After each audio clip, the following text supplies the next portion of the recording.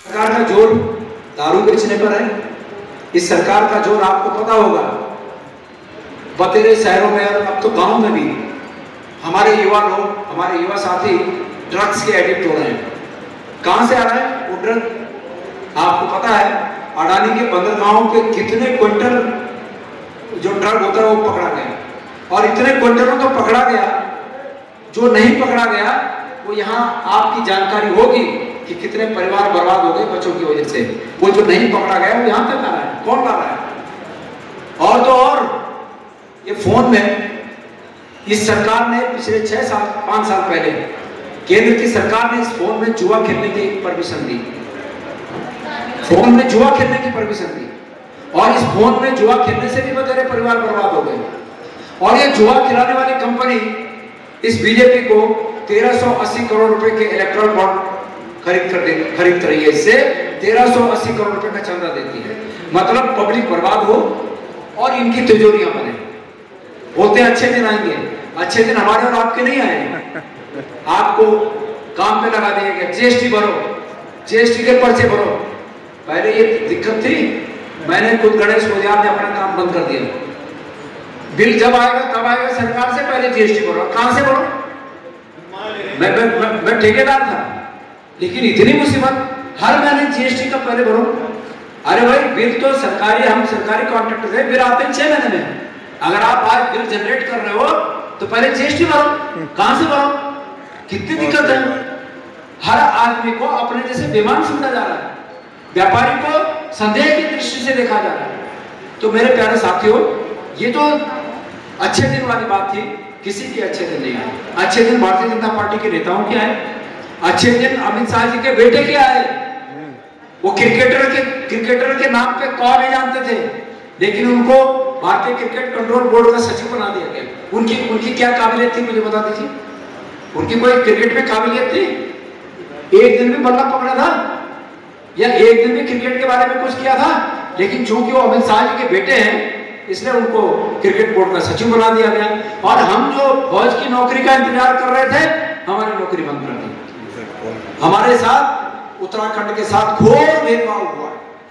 अगर गुजरात के अधिकांश लोग, जिस प्रकार से हमारे अधिकांश लोग, प्रत्येक परिवार का एक व्यक्ति फौज में है, फौज में जाता था, उसी प्रकार अगर गुजरात के लोग, प्रधानमंत्री जी के गृह जनपद के लोग अगर फौज में जाते तो क्या अग्निवीर योजना आती?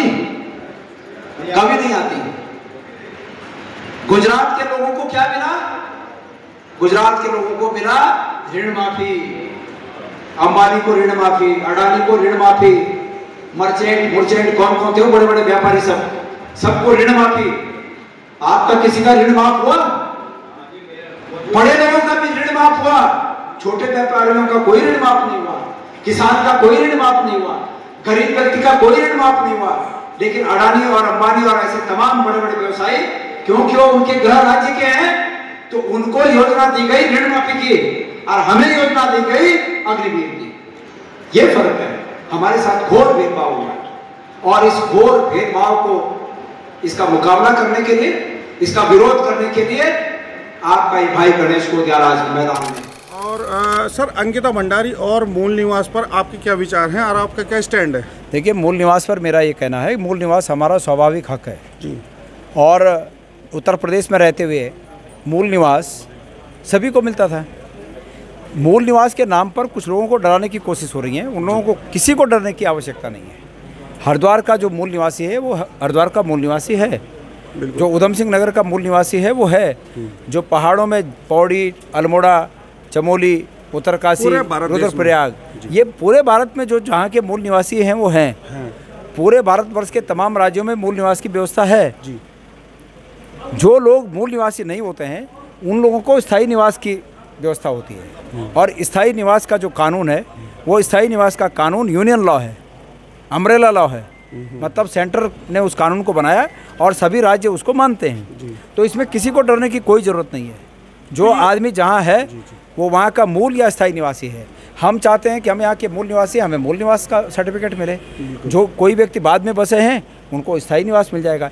इसमें हक हकूक़ों में कोई बदलाव नहीं आता कि किसी को कम। ये तो सिर्फ उस बात को रोकने के लिए है जो लोग जाली तरीकों से आकर उत्तराखंड के संसाधनों पर और संभावनाओं पर जिन्होंने कब्जा कर लिया नकली तरीके से आकर, माना मूल स्थायी निवास की शर्त 15 साल है और किसी ने 2 साल में आके ही अपना नकली सर्टिफिकेट बना के एक नौकरी पाली, तो वो यहाँ के स्थायी निवासियों के हक पर भी डाका है और मूल निवासियों के हक पर भी डाका है। तो ये तमाम केस ऐसे हुए हैं, इन चीज़ों को रोका जा सके इसलिए मूल निवास और स्थायी निवास की जो आवश्यकता है वो जान पड़ती है और जो मूल निवासी हैं वो अपने मूल निवास का हक मांग रहे हैं। दूसरा, अंकिता भंडारी का आपने पूछा। अंकिता भंडारी हाथ कंगन को आरसी किया और पढ़े लिखे को फारसी किया। भारतीय जनता पार्टी के बड़े नेता उसमें फंसे हुए हैं। भारतीय जनता पार्टी उन अपराधियों को बचाने में लगी हुई है क्योंकि वो उनके नेता हैं। तो इस देश की बेटियों की आबरू इन भारतीय जनता पार्टी के नेताओं के द्वारा जो है ख़राब की जाए और हम अगर मूक दर्शक बने रहें तो आने वाला भविष्य हमें माफ़ नहीं करेगा। आपको हरियाणा का याद होगा, जो बेटियां देश के लिए पदक लाई, उन बेटियों के साथ इनके नेताओं ने जो बदसलूकी की, क्या हिंदुस्तान का आम मतदाता, हिंदुस्तान का आम नागरिक इसको क्या स्वीकार कर लेगा? इनको क्या माफ़ कर देगा? ये माफ़ करने के लायक लोग नहीं हैं और इनको माफ़ नहीं किया जाना चाहिए। धन्यवाद। जो आप टीके की बात कर रहे हैं तो वो इस परिप्रेक्ष्य में बात कही गई थी कि भारतीय जनता पार्टी इसको अपना सबसे बड़ा काम करने का दावा कर रही थी कि हमने पूरे देश का टीकाकरण किया। मैंने ये कहा कि आप तो ये टीकाकरण पैसे लेके कर रहे हैं, लेकिन अतीत में ऐसी जब बीमारियां आई उस समय की सभी सरकारों ने पूरे देश का टीकाकरण मुफ्त में किया। आप कोई नया काम नहीं कर, ये इसी परिप्रेक्ष्य में है। और पोलियो निश्चित रूप में, पोलियो उसमें से एक बीमारी है। अतीत में आपको पता होगा कितने पोलियो के केस होते थे, लेकिन कांग्रेस की सरकार के रहते हुए इस देश में तमाम लोगों का टीकाकरण हुआ और आज पोलियो जो है पूरी तरह से उन्मूलन उसका हो चुका है। तो ये खाली फजूल की बातें करते हैं और ये फजूल की बातें जब कर रहे थे तब मैंने ये बात कही। सरिया का टुकड़ा जांच में भेजो, परसों ये जांच, वो जांच, ये जांच, वो जांच, तंग हो गया मैंने काम बंद कर दिया। जीएसटी का अलग से कि रोज हर महीने जीएसटी का पहले भरो, भाई तुम पैसा दे नहीं रहे हो, कहां से भरो? मैं तंग होकर मैंने बंद कर दिया काम ना। लेकिन मुझे धमकी दी गई कि तुम्हारे इनकम टैक्स की जांच करेंगे। अरे मैंने कहा जो करना है करो, तुम्हारे इनकम टैक्स में इतनी ताकत नहीं है कि गणेश गोदियाल का बाल विवाह का कर सके। हमने कोई गलत नहीं किया, कभी नहीं किया। जीवन में हमेशा शॉर्टकट रास्ता कभी नहीं चुना। हमने हमेशा मेहनत का रास्ता चुना और ईमानदारी का रास्ता चुना और इसलिए मुझे कोई डर नहीं है इनके इनकम टैक्स की। और फिर लालच के आए, लालच देने लगे, लेकिन मैंने कहा कि तुम्हारे पास वो शक्ति नहीं है जो मुझे कर सके। मेरे प्यारे भाइयों, मैंने उसके बाद सोशल मीडिया पे अपनी एक पोस्ट डाली कि मुझे आपके समर्थन के साथ साथ एक एक आपके रुपए की भी जरूरत है और आपका 1 रुपए का योगदान मेरे लिए बड़ी ताकत होगा। और मैं आपको बताऊं, ये मेरी कमाई है कि मुझे एक दिन में, कल के दिन में, मैंने कल परसों डाला था और कल के दिन तक मेरे उस खाते में 15 लाख रुपए आए।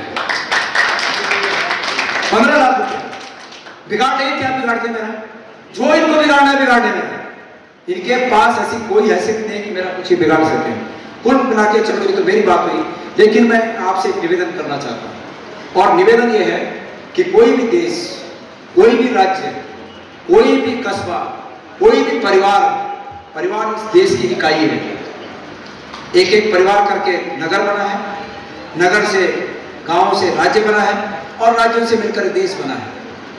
तो कोई भी देश, कोई भी राज्य, कोई भी परिवार अगर उसमें भाईचारा, शांति और खुशहाली नहीं है तो वो तरक्की नहीं कर सकता। इसलिए इनका डर, ये जो डर दिखाते हैं ना, इनका डर, अल्पसंख्यक समाज को डरने की आवश्यकता नहीं है, हमारे जो अनुसूचित भाई हैं उनको डरने की आवश्यकता नहीं है, हमारे जो छोटे जनप्रतिनिधि हैं उनको डरने की आवश्यकता नहीं है। ये कुछ नहीं बिगाड़ सकते, ये किधर धमकी देते हैं। हमारे समाज में, हमारे देश में, हमारे कस्बे में शांति रहेगी तो हम विकास की रफ्तार को आगे बढ़ाएंगे। 55,000 करोड़ का कर्ज लिया था, आज वो कर्ज 55,000 करोड़ का कर्ज लिया था, आज वो कर्ज 200 लाख करोड़ रुपए हो गया, 4 गुना हो गया। और साल में 3 हिस्सा और 70 साल में या 65 साल में 1 हिस्सा। कर्ज की स्थिति यह है। आमदनी की स्थिति यह है कि आप व्यवसायी भाई हैं, आप स्वयं जानते हैं कि आमदनी की स्थिति क्या है। देखिए, सीधी सीधी बात है कि अगर मार्केट में आम लोगों के पास पैसा तो वो उसकी खरीदारी की जो शक्ति है, खरीदने की शक्ति है, वो बढ़ेगी। और खरीदने की शक्ति है तो नेगी जी ने जैसा कहा कि वो व्यापारी के पास ही सब सामान खरीदेगा, एक रोटेशन होगा। अभी हमने तमाम सभाओं में कहा कि इस सरकार ने नौकरियां समाप्त करके, इस सरकार ने पेंशन समाप्त करके और इस सरकार ने फौज की भर्तियां समाप्त करके इस देश का बड़ा, हमारे राज्य का बहुत बड़ा नुकसान कर दिया। और मैंने एक जगह कहा कि इस नुकसान से व्यापारी भाई भी अछूते नहीं है, क्योंकि अगर कोई व्यक्ति फौज में भर्ती होता तो निश्चित है कि उसकी परचेज पावर बढ़ती, उसका परिवार आपसे कुछ सामान खरीदता।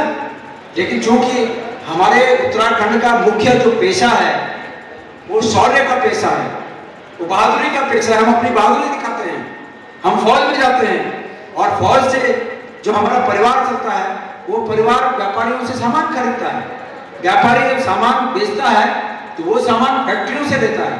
फैक्ट्री में जब वो सामान बनता है तो वहां मजदूर को नौकरी करने का अवसर मिलता है और वो मजदूर फिर अपने जीवन की आवश्यकताओं के अनुरूप उस पैसे को खर्च करता है। मतलब ये पैसे का रोटेशन है, जो रोटेशन इस सरकार ने समाप्त कर दिया।